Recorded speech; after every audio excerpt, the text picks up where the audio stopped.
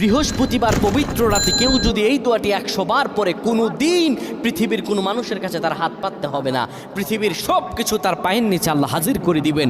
দারিদ্রতা থেকে মুক্তি দান করবেন, বিপদ আপদ থেকে মুক্তি দান করবেন, তার সম্মানকে সুউচ্চতা দান করবেন, অসুস্থতা থেকে দূরে রাখবেন। আল্লাহর অশেষ দয়া ও রহম তাকে দান করে দিবেন। সুবহানাল্লাহ।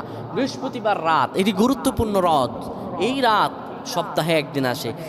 আরবিতে রাত আগে আসে, দিন পরে আসে। সুতরাং বৃহস্পতিবারের যে দিন গিয়ে রাত, এটি বৃহস্পতিবার রাত নয়, এটি শুক্রবারের রাত, এটি জুমাবারের রাত, এটি দোয়া কবুলের রাত, আল্লাহর কাছাকাছি হওয়ার রাত। সুবহানাল্লাহ। এই বৃহস্পতিবার রাত আল্লাহ তাআলা বান্দার দোয়া কবুল করেন।